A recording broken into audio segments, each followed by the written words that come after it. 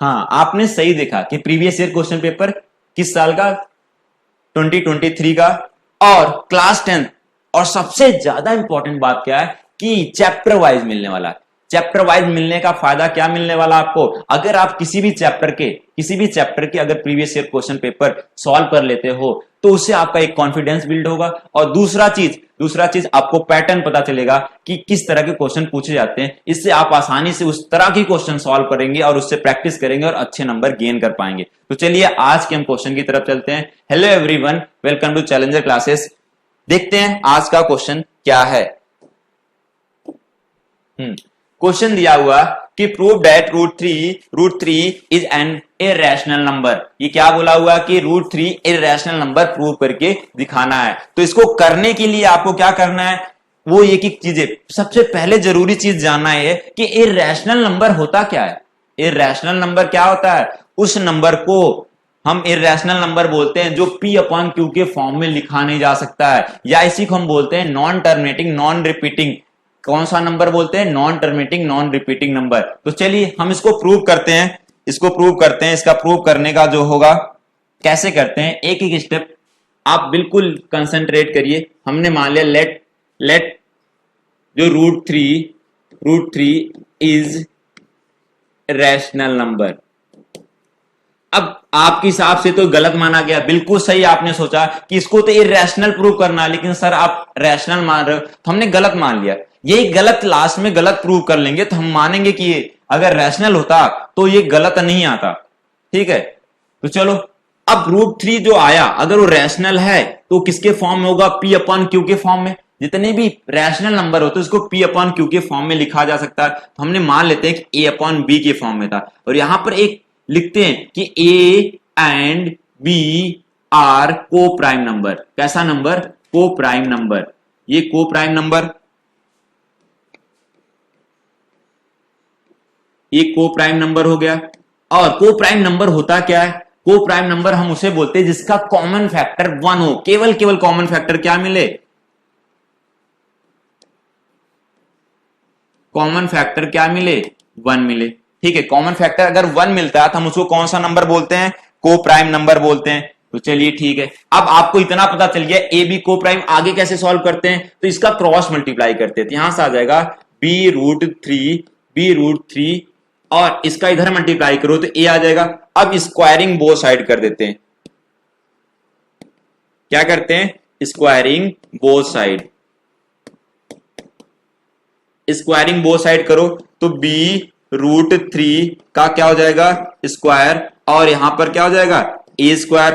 तो अब बी का स्क्वायर करेंगे तो बी स्क्वायर हो जाएगा, रूट का स्क्वायर करोगे तो रूट हट जाएगा तो 3, और यहां पर ए स्क्वायर आ गया। तो अब देखो 3 इधर मल्टीप्लाई में, इधर जाएगा तो डिवाइड में आ जाएगा। तो B square equal to A square divide by क्या हो जाएगा, डिवाइड बाई 3। क्या आएगा, डिवाइड बाई 3। तो अब यहां से पता चल रहा है ए स्क्वायर को 3 डिवाइड करा, तो हम ऐसे लिखते हैं कि 3 डिवाइड्स किसको, ए स्क्वायर। अब आगे आते हैं, तो जब ए स्क्वायर को 3 डिवाइड करता है तो ए को भी 3 डिवाइड करेगा। किसको डिवाइड करेगा, ए को भी। अब यहां से पता चल गया ए वाले नंबर को 3 डिवाइड कर रहा है। आगे और भी देखते हैं कि क्या क्या पता चलता है इसमें। अब ए को डिवाइड कर लिए तो जो हमारा, इसको हमने फर्स्ट इक्वेशन डालते हैं, तो यहां से हम क्या करेंगे, यहां से हम करेंगे कि जो ए बराबर, ए को अगर डिवाइड कर लिया तो ए के बराबर आपको मानना है। अगर बी को डिवाइड कर लिया तो बी के बराबर मानना है। अगर सी को डिवाइड कर लिया तो किसके बराबर मानना है, सी के बराबर। तो ए बराबर 3c मान लिया। क्या माना, 3c।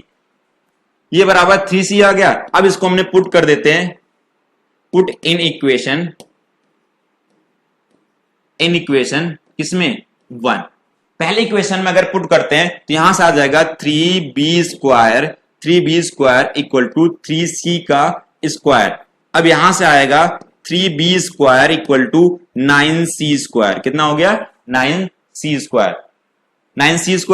अब इसको 9 को इधर डिवाइड कर दीजिए, 3b स्क्वायर डिवाइड बाई 9, ये आ जाएगा किसके, c स्क्वायर। इससे कैंसिल करे तो b स्क्वायर डिवाइड बाई क्या हो जाएगा, 3, और इधर c स्क्वायर। अब b स्क्वायर को कौन डिवाइड करते हुए दिख रहा, 3। तो यहां से लिखेंगे जो 3 डिवाइड्स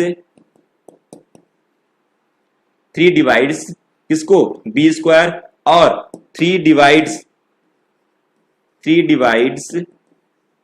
बी। अब ए और बी दोनों को डिवाइड कौन कर रहा है, 3 डिवाइड कर रहा है। ये तभी पॉसिबल है जब दोनों नंबर को 3 डिवाइड कर रहा है। इसका मतलब ये है कि दोनों नंबर में कॉमन फैक्टर 3 है। क्या है, दोनों नंबर में कॉमन फैक्टर 3 है। जैसे मैंने एक लेता हूं 6/9 ले लिया, तो ये दोनों नंबर को 3 डिवाइड कर सकता है। इसका अगर आप फैक्टर करोगे तो 2 इंटू 3 हो जाएगा, और नीचे वाले फैक्टर करोगे क्या हो जाएगा, 3 इंटू 3। इसमें दोनों में कॉमन फैक्टर क्या दिख रहा है, दोनों में कॉमन फैक्टर 3 है, इसीलिए वो नंबर किससे डिवाइड हो पा रहा है, 3 से। तो अब यहां लिखेंगे हम कि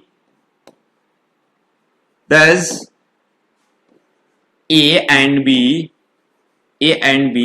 have common factor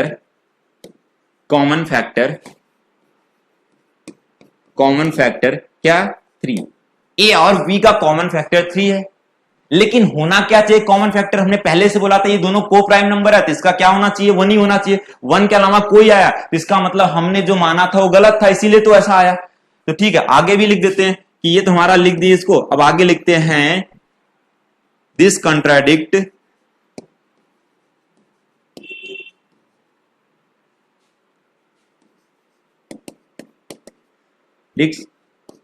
the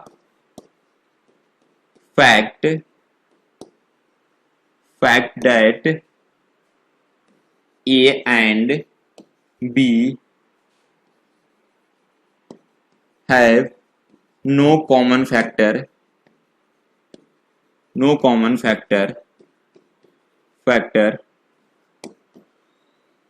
other than 1। अब वही लिखा मैंने कि ए बी का कॉमन फैक्टर 3 आ रहा था, यहां ए बी का कॉमन फैक्टर 1 के अलावा कुछ नहीं हो सकता, इसलिए हमने बोलेंगे our incorrect assumption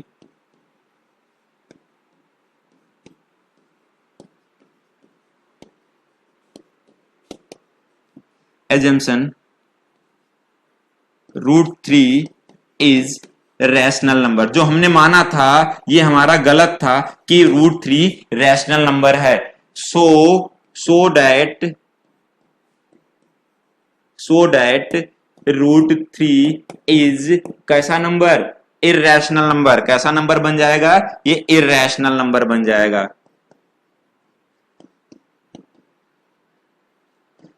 irrational number बन जाएगा। चलो ये चीजें आपको बस इतना लिख दिया, आप 3 नंबर आपके पूरे पक्के हो गए। इसमें कोई भी लॉजिक नहीं है। जब भी √3 √5 √7 √8 कोई भी ऐसा नंबर आए जो रूट से बाहर नहीं निकल सकता, ऐसे नंबर को प्रूव करने का तरीका यही होता है। तो हम क्या करें, सबसे पहले इसको गलत मान लिए तो ए बी के फॉर्म में आ गया। अब इसका क्रॉस मल्टीप्लाई फिर स्क्वायर करें। यहां देख रहे ए स्क्वायर को 3 डिवाइड कर रहा है, यहां फिर हमने बी स्क्वायर को भी 3 डिवाइड कर दिया। अगर ए बी को 3 डिवाइड करता है उसमें कॉमन फैक्टर क्या होगा, 3 होगा। तो हमने जो माना था उसके हिसाब से ये को प्राइम नंबर था। को प्राइम नंबर का कभी भी कॉमन फैक्टर 1 के अलावा नहीं आ सकता। इसलिए हमने लिखा कि ए एंड बी है कॉमन फैक्टर 3। इसलिए इसका जो कंट्राडिक्ट जो इसका फैक्ट है, इसके हिसाब से केवल कॉमन फैक्टर क्या आना चाहिए, 1 आना चाहिए। अगर 1 नहीं आता तो ये इनकरेक्ट एजम्पशन था और ये कैसा नंबर होगा, इररेशनल नंबर होगा। तो बहुत अच्छे से, बहुत ही आसान लैंग्वेज में समझ में आया होगा। तो अगर वीडियो अच्छा लगा तो लाइक करिए, शेयर करिए और सब्सक्राइब करिए। तो आते हैं हम अगले नेक्स्ट प्रीवियस ईयर क्वेश्चन के साथ। आज के लिए इतना ही। Thank you.